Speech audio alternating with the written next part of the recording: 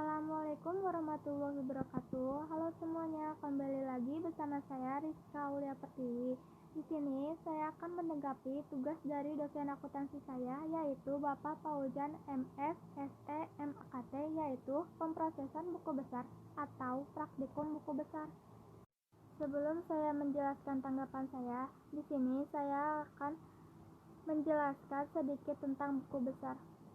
Apa itu buku besar? Buku besar adalah buku yang berisi perkiraan mengenai ikhtisar dari pengaruh transaksi keuangan akibat perubahan aktiva, kewajiban, maupun modal dalam perusahaan. Nah, ini adalah contoh dari jasa titipan Kilat Express melaporkan saldo akun-akun pada 1 Mei 2018 sebagai berikut.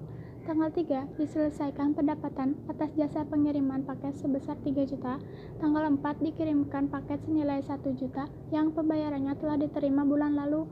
Tanggal 7 diinvestasikan tambahan perlengkapan kantor sebesar 500.000.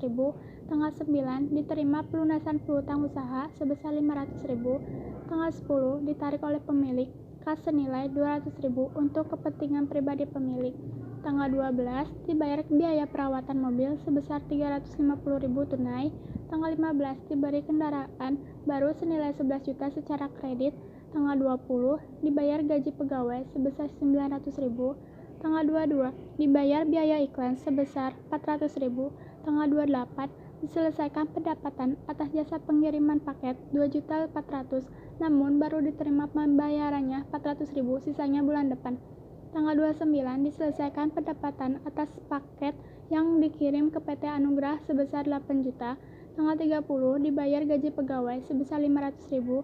Tanggal 31 diterima uang muka jasa kirim 600.000 dan pengiriman akan dilakukan minggu depan.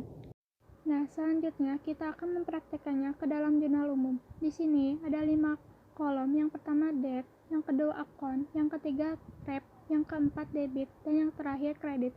Pada tanggal 3, cash ditaruh di debit sebesar 3 juta, delivery service ditaruh di kredit sebesar 3 juta.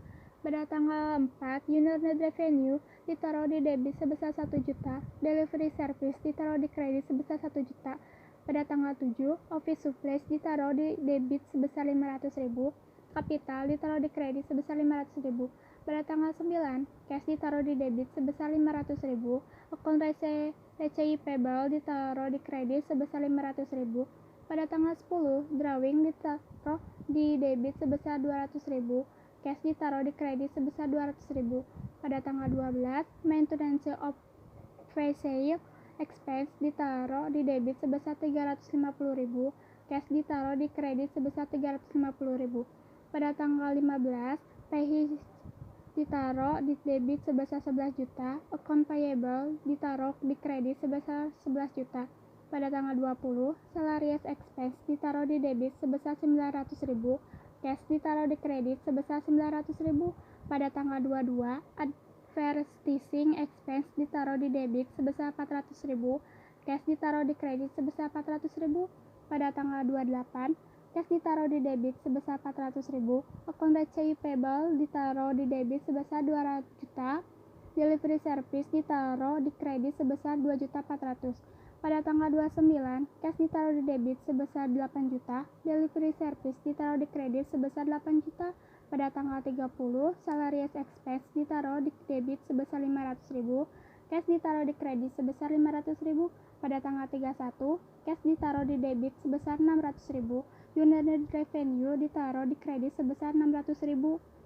Sekian dari penjelasan saya. Mohon maaf apabila ada kesalahan dalam pengucapan atau pengeditan. Assalamualaikum warahmatullahi wabarakatuh.